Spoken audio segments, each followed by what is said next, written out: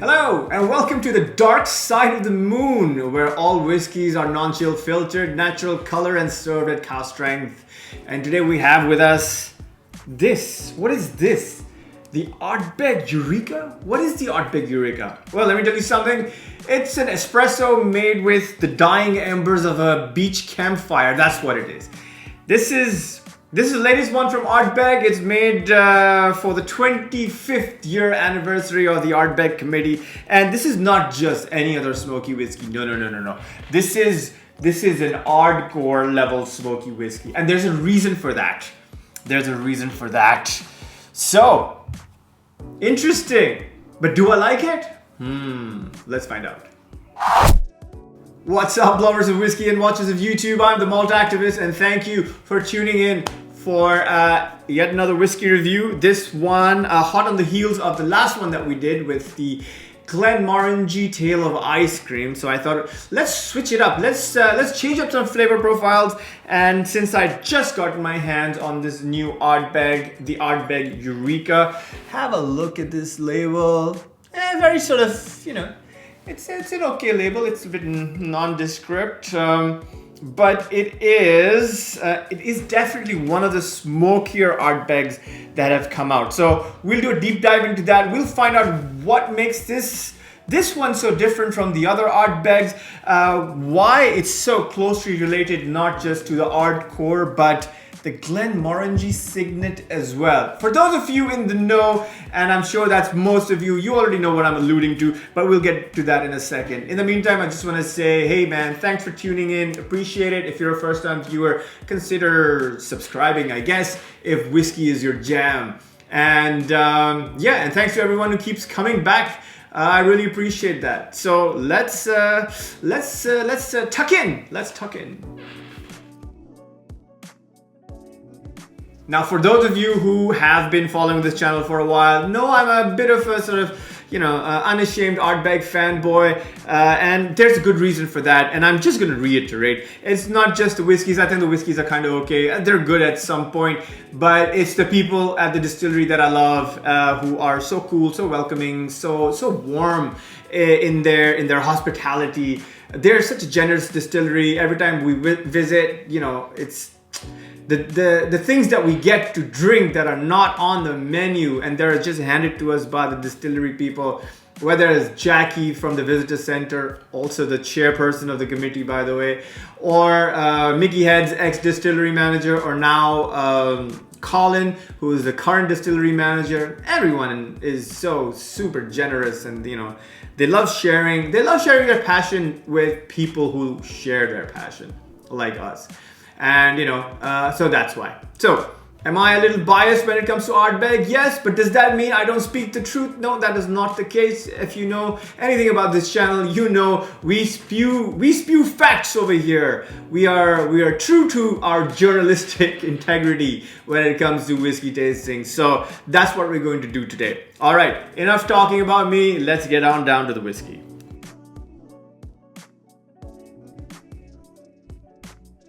Like with most things that Ardbeg does, this one also has a little air of fun and intrigue about it. So this is what happened, right? So to commemorate 25 years of the Ardbeg Committee, they seemingly at random, it says at random, they picked 100 people at random across 15 countries, sent them a secret tasting kit, okay, which was not branded, which didn't have any details about the cask or the maturation or whatever kind of spirit it contained. And those 100 committee members were asked to do a tasting and then report their findings back into Ardbeg HQ, if you like.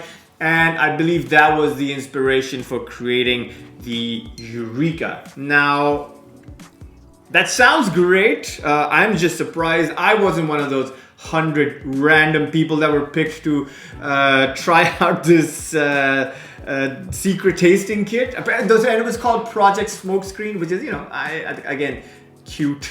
You know what I mean? That's what I love about Ardbeg. They don't take themselves too seriously. So Project Smokescreen, it was called, Operation Smokescreen, sorry, it was called. And I believe the findings of that Operation Smokescreen led to the development of this Ardbeg Eureka. Now, Do we take that with a pinch of salt? Yes, let's do that, because I would not be putting my next whiskey in the hands of 100 highly opinionated assholes who consider themselves whiskey gods.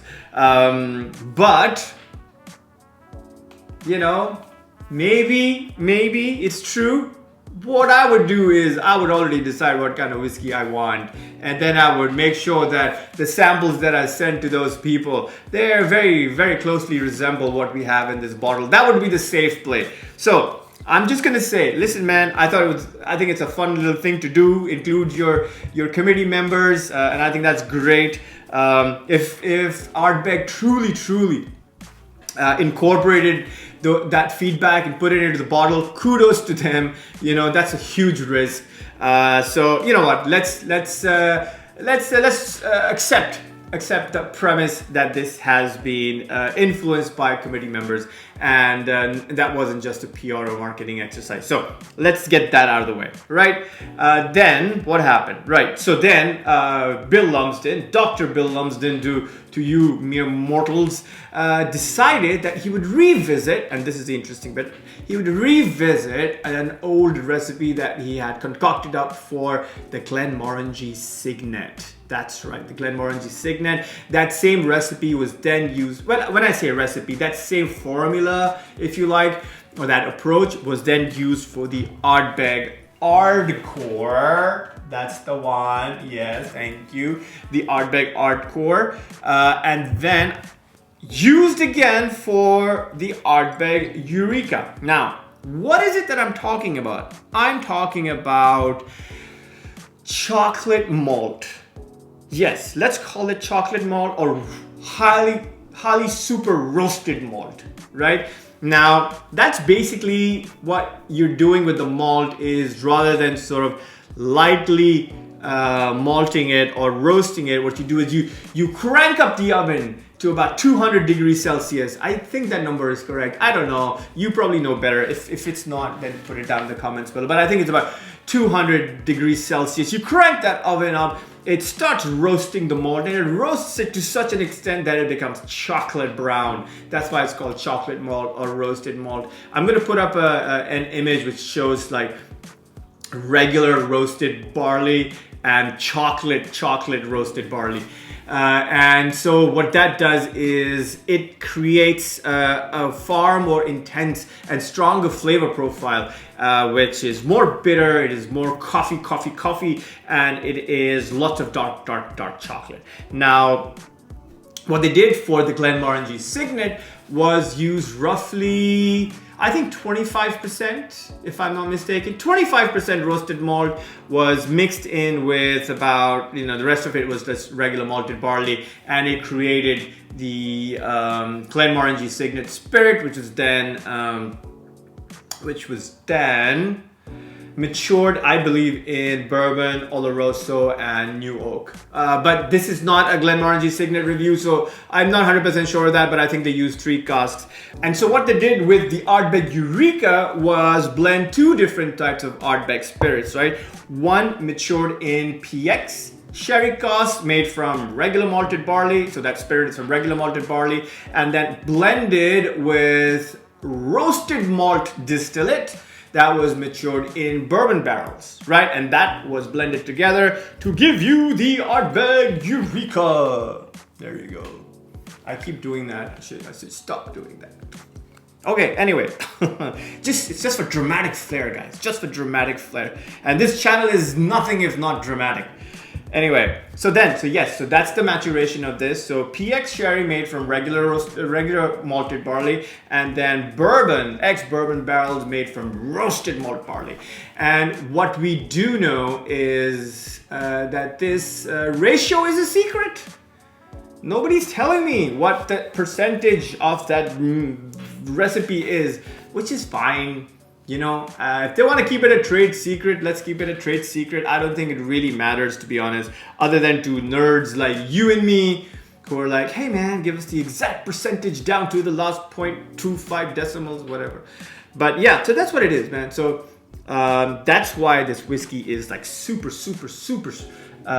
intense, very smoky. Everybody agrees, just coffee, espresso everywhere, right? And what I appreciate the most is that it is bottled at 52.2% ABV. So thank you for the high ABV. I would have been disappointed if this had just come in at 46 or 48%. I think, Ardbeg Spirit lends itself to higher ABVs, largely because I believe the spirit is very, very young. When I say very young, I'm thinking maybe 6 to 8 years, which is kind of standard for all the other non-age statements that are coming out of Ardbeg, like the Cordy Vrecken and the Ugadal and everything else. Everything else that is holy that comes out of Ardbeg. Okay, I think we should drink. I think we should drink.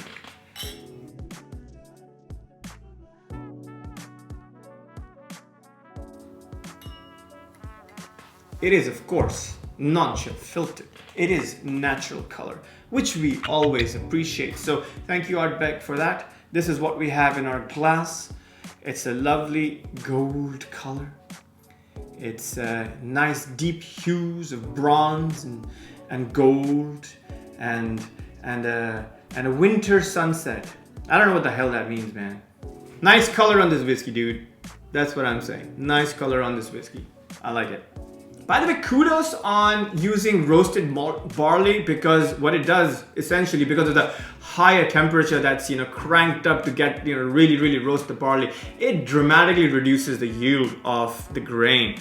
And so what you're doing is you're reducing the output that you can get from this barley by roasting it that high. So it is an expensive, it is, I believe, at some level a high cost experiment. What else do we know about this? We know that it's priced at about 72 to 76 pounds, which, not bad. I think it's okay. I know it's a non-age statement, but considering that, so many NAS whiskeys out there, like above 100 pounds, I think this is good. I think it's a good price for a 70-pound whiskey. It's a good price for a 70-pound whiskey. I think 70 pounds is a decent price for a non-age statement whiskey in today's day and age. Please don't get me wrong. Okay, so let's get on with the nose. Quite savory, very, very smoky. Initially I get some red fruits like some apples and cherries, which I think is coming from the PX.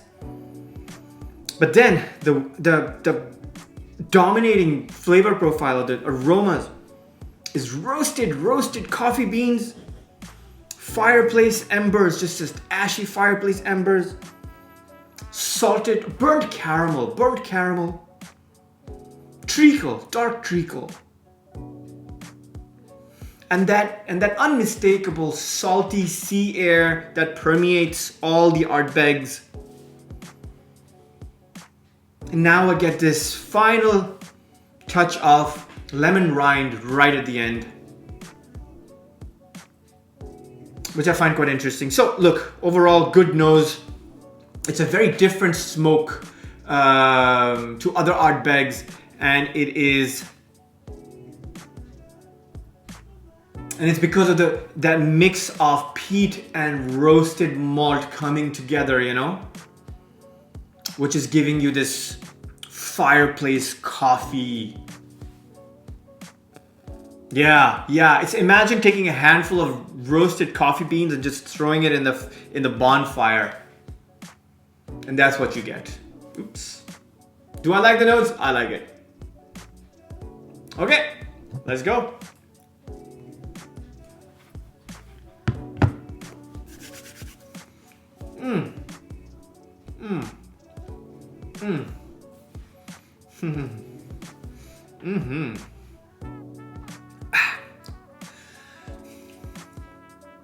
Now I'm gonna be honest, I drank this before a couple of days ago with some friends. They really liked it, and quite a few people liked it. It's generally been very well received across the blogosphere, YouTubeosphere, influencer, in whatever you want to call that. So, what do I have on the palate? I think it starts off sweet.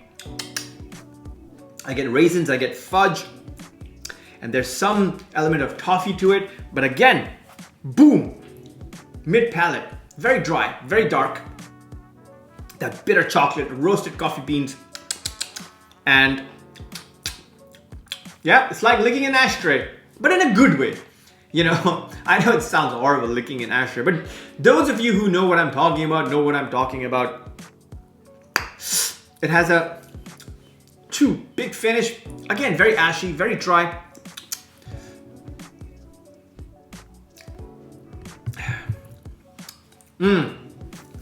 So this is an interesting one. Ooh, and then just lingering spice right at the end. So look, this is an interesting one for me. I really like the nose on this. I think the nose is fantastic. I don't think it delivers quite as much as it should on the palate. It starts off sweet, but then that gets savory sort of midway, and then full-blown ashy embers right at the end.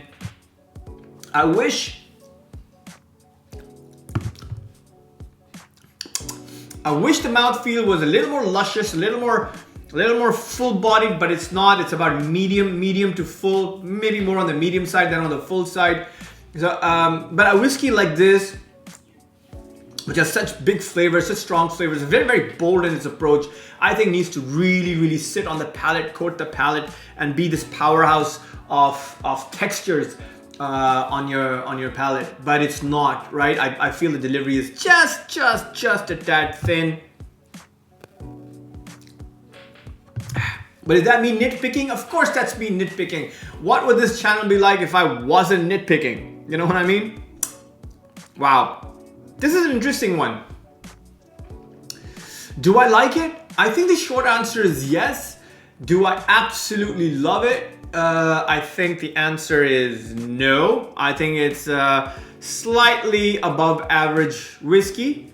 It's certainly an acquired taste, that's for sure. You have to really love smoky, peaty whiskeys to enjoy this. This is not someone's gateway whiskey to the world of smoke and peat. I'll tell you that.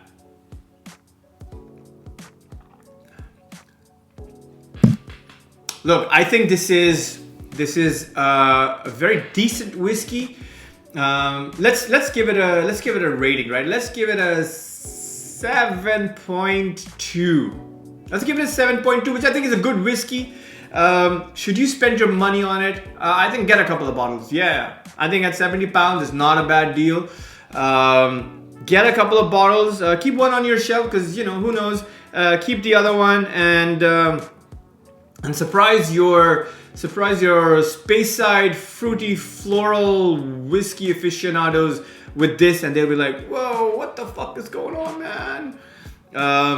Is this October smoky? No, it's not. But it is. I think it has big, bold flavors. I think it's a dramatic whiskey. It's very dry. It's very dark. It is bold. I want to say it's flavorful. Definitely flavorful. Does it check all the boxes? No, not for me. I would have preferred it to be a little more, slightly sweeter on the palate to balance it out. I would have liked for it to be a little more full-bodied in its texture, which is not. I'm not a big fan of thin-ish whiskeys or even medium-bodied whiskeys. I like my whiskeys really nice, thick and luscious. I was hoping that the PX Sherry could do that. If I had my way, if I was part of the Operation Smokescreen team, which I don't know what you have to do to be a part of. Maybe I should have, you know, started a YouTube channel and sung praises of Ardbeg for 5 years. Maybe they would have considered me. But hey, who knows? Anyway, I would have recommended a little more of the PX, a little less of the roasted malt bourbon influence, and I think that would have made for an interesting whiskey. Yeah, I think. But hey, what do I know? I don't know anything. I'm just a stupid Ardbeg fanboy. But yeah, I would have liked to have seen that. That would have been interesting. A little more on the PX, a little less on the roasted malt bourbon distillate. Listen, man, I'm just happy this is not a shit whiskey, right? Which is a good thing. And to be fair, it's not shit. It's actually very decent. I think it's a good whiskey. It's not a phenomenal whiskey, which is okay. Most whiskeys are not phenomenal these days. But it is what it is. This is the world we live in, and I'm fine with that. And so, yeah, that's it, man. That's all there is to it.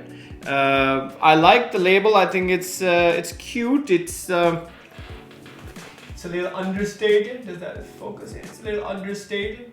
I like that it's monochrome. Interestingly, that's maybe what this whiskey also tastes and feels like, a bit monochromatic, you know, just lots of soot and ashes and ember and roasted coffee beans and stuff like that. And I think probably it would have done better with a little bit of sweetness coming from the PX. But listen, man, that's a job for Dr. Bill Lumsden. If he thinks that this whiskey needs to taste like this, then this whiskey tastes like this. There's nothing I can say. But I wish that was the case. Anyway, so that's just me signing off now. I think we've spoken enough about this. I like it. Should you buy it? Yes, buy it. It's an interesting one to bring out with a bunch of friends and watch their faces and their reactions. I think it's a good conversation starter. I had my friends over when I opened it up for the first time. They really, really liked it. They liked it a little more than I did. But that's because I'm an elitist asshole. That's my problem. So that's all from me, man. Thank you for tuning in. I really appreciate it. By the way, keep an eye out for my next video. I've got something cool lined up. It's 5 whiskeys with really weird maturations that will blow you away. So stay tuned. That's coming out in a few days. If you haven't, please like this video. It helps. If you haven't, then please subscribe. That would be great. I'll see you guys next time, man. You guys are amazing. Peace.